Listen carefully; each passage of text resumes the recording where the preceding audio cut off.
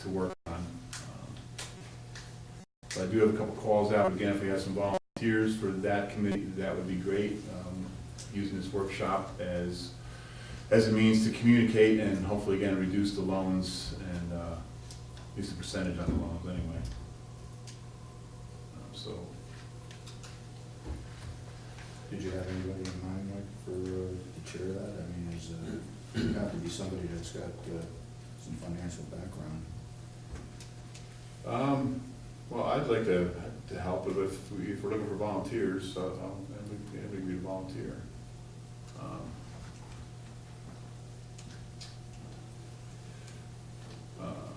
So for now, I can leave myself as a chair.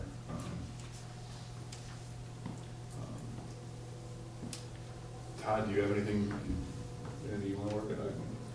For that one in particular, I mean, there's got to be some folks in the town that have industry experience that might be able to jump in and at least help from a providing direction perspective.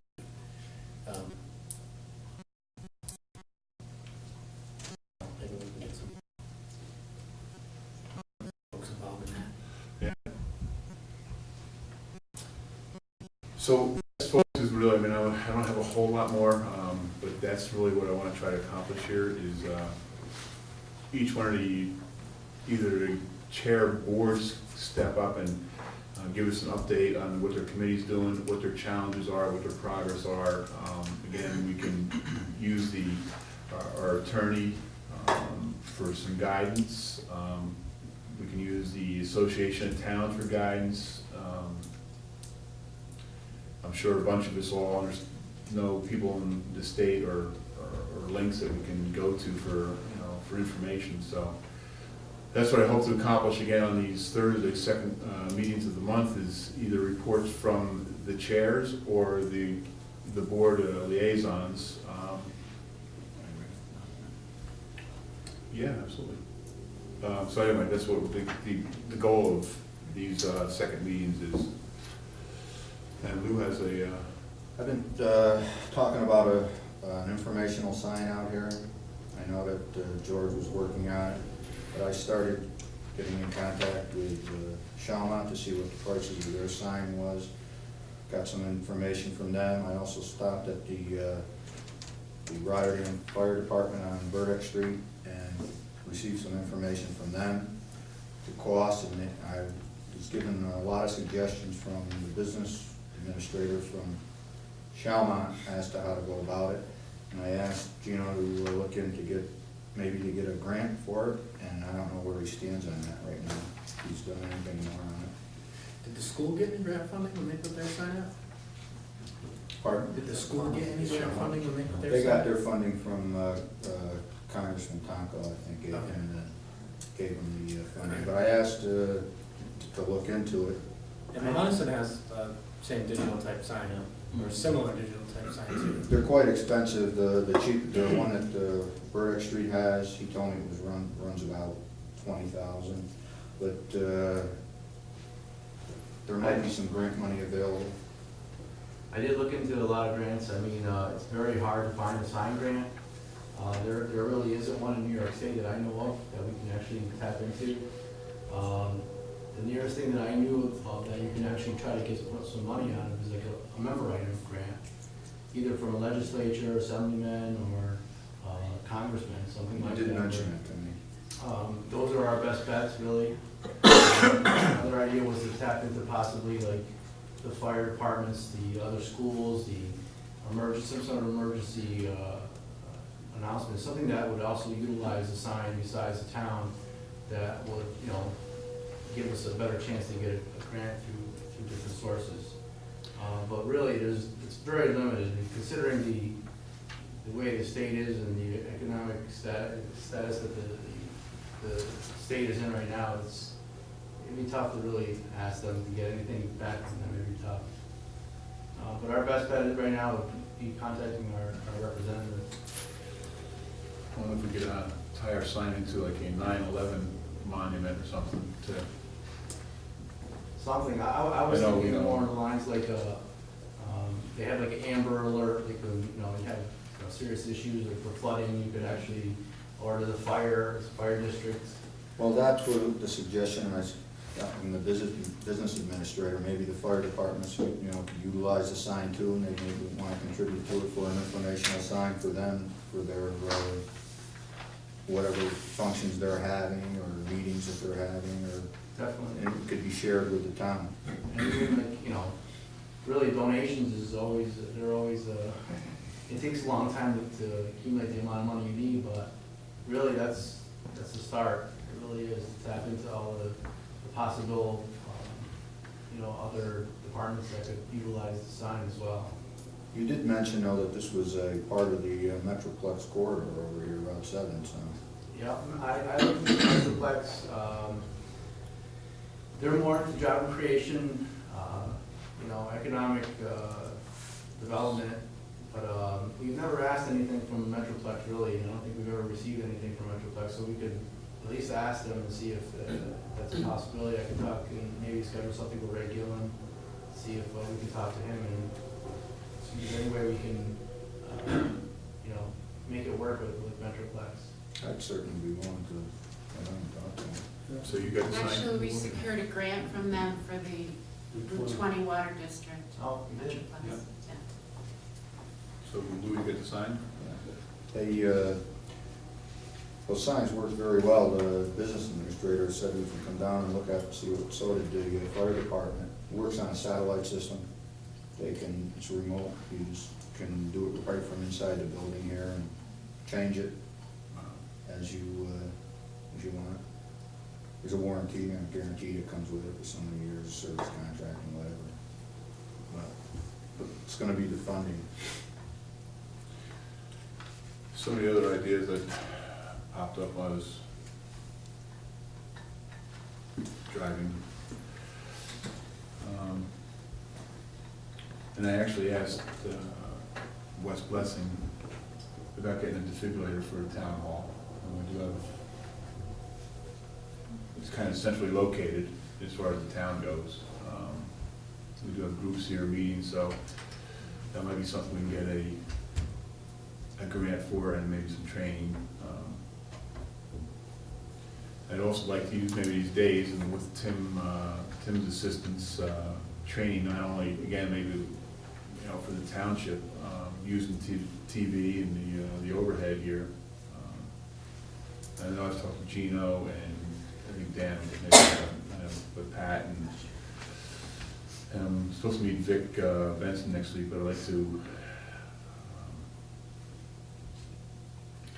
go after a lot more training, not only for our boards, but, the staff too. Again, whether it's first aid, household, chemicals, any kind of training that we get from the town.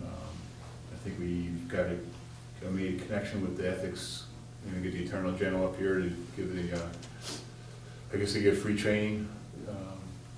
So, if we can get some free training for the staff and for the town and for the town residents, so that's something else I'll be trying to look into here. We have, I had attended a couple times while I was on the planning board. I think planning board members, and maybe the zoning board members need to do, have certain training requirements. And in the past, Dwayne, the ones I've attended, Dwaynesburg has been kind of like sponsored it. And our folks would go up there and do them. We had talked in the past about trying to coordinate holding a similar type training that we could put on here. Their folks come down because they have some training requirements.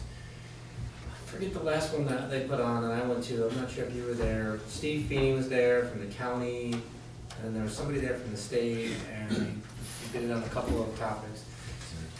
I think for our planning and zoning boards, it would be helpful for them to fulfill their training requirements. As a town board member, a lot of the issues that we deal with are land use issues, and as a town board member to attend, it's not a bad idea. I know we had looked into coordinating one here, it never really came to fruition, I don't think. Yeah, I mean, and they're free. I mean, Steve Feeney and his team really is, they're always open to doing training for us, and they're very, they're very accommodating for us, so it'd be a great resource that we can tap into. But yeah, I know that Dwaynesburg has done it for the last couple of years, and they've been really good, really seminars. Well, that is the board's challenge to, the town board's challenge to our boards. You know, keep your department trained, keep your board trained. I did want to, and I left it inside, I don't know if you have it with you. I asked PIAC, I met with the PIAC committee in December, so I introduced myself, et cetera. And the PIAC committee wanted to become a little more involved in town, whether it's planning or zoning. So I mean, I had a bunch of ideas for PIAC, and but I said, you know, the critical thing is you need to tell me how involved you want to become, and you really need to give me a mission statement. You know, what is it you want to do here? So, I don't know, Carl, if you want to read it, I can read it. You are the chair. Yeah, I'll do it. So, I didn't bring my copy. Can I here's use one. Just for the township and people in the audience, Carl and his team, or his committee, did put a mission together, a statement together. I sat with Gino, Pat, and some of the zoning, say, you know, encourage all these teams to work together a little more, especially using PIAC and their environmental expertise, and give us a little more knowledge and resolution for the town. Yeah, we put this, our mission statement together. A lot of help went to, well, gotta give a lot of credit to Dave Geisinger, who put a lot of this together and did a lot of the editing on it. Basically, it's the mission statement, goals and tasks of the Princetown Environmental Advisory Committee, otherwise known as PIAC. The mission statement is as follows. The purpose of the Princetown Environmental Advisory Committee is to solicit the expertise of the community in order to preserve and improve the quality of natural and constructed environments in the town of Princetown, and also to facilitate cooperation between the various town departments in addressing environmental issues. And then it goes on to name our myself as chairperson, members Pierre Gauthier, Dave Geisinger, Gloria Schaefer, Kathy Nilsson, and Sandra Jersinski. Our goals: to provide advisory counsel on environmental issues to the town board and other town departments, to assess the environmental impact of proposed projects that come before the planning board, and provide information to residents on environmental issues within the town. Our immediate tasks are: we conduct an annual Earth Day recycling event in late April. We also plan on identifying wildlife areas, recreational, critical environmental areas, and open space areas to seek to protect. Also to review development plans that come before the planning board, including seeker and site plan reviews. And monitor to ensure that environmental actions with wetlands, site plans, wastewater disposal, etc., are carried out in conformance with local and state regulations and laws. And finally, to assist with implementation of the comprehensive plan goals and tasks once it's adopted. Good job, Carl. Thank you, Mike. Yeah, well, thanks for letting, doing that, and we'll get you more involved, and especially when we get to the training, like you say, and the seeker and everything, so, and then we were talking about perk tests and et cetera, so,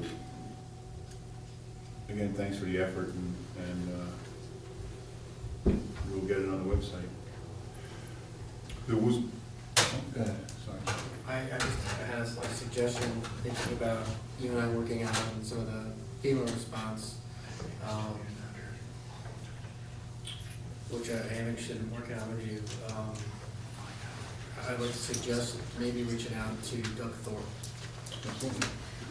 and soliciting his Expertise? whatever, his getting involved with us, whether as a chair or whatever.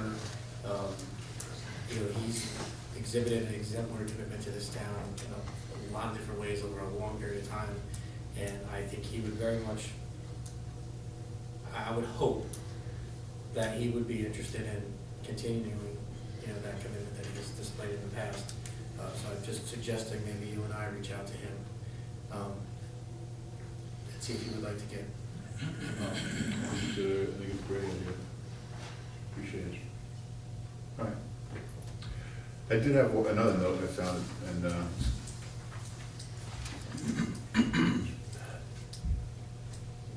Mr. Brown from Muscleback actually came to one of the board meetings and indicated he had trouble with 911. Now, as we know, and I'm sure Sandra's, and I'm pretty aware of when Joe had his accident, we had troubles with 911. So I've only done a little bit of work on this, but going to be looking for some help here. I've talked to Doug Waddell very briefly about it.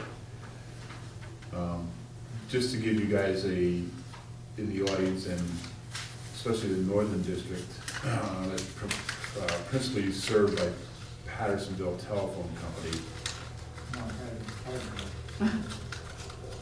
No, Pattersonville Telephone Company. It's the root of cause here is that when Sandra dialed 911, she was routed to Montgomery County PSAP. And the same thing I think has happened to Mr. Brown on Muscleback. He had an emergency. When he picked up, he went to Montgomery. So Montgomery gets lost and doesn't know how to call. They had to call Schenectady. It was all very manual. Technically, when you pick up 911, your number should appear right on the PSAP's committee, and then they direct the call, state police, fire, rescue, whatever it is. So apparently, there's what I suspect is there's some translations issue in the Pattersonville Telephone Company. So they're routing the calls to the wrong PSAP. So that is another item we need to work on, because now it's 2 complaints, and as Joe and especially Sandra were acutely aware of, it took a while to even get in connection with the correct, Pattersonville Fire Department, and then eventually REMS was the ambulance responding.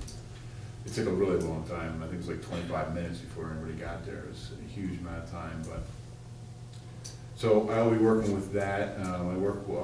Contact Pattersonville, Plotterkill. I'll contact Pine Grove just to make sure that they're okay, and then Schenectady County PSAP and Pattersonville Telephone Company too.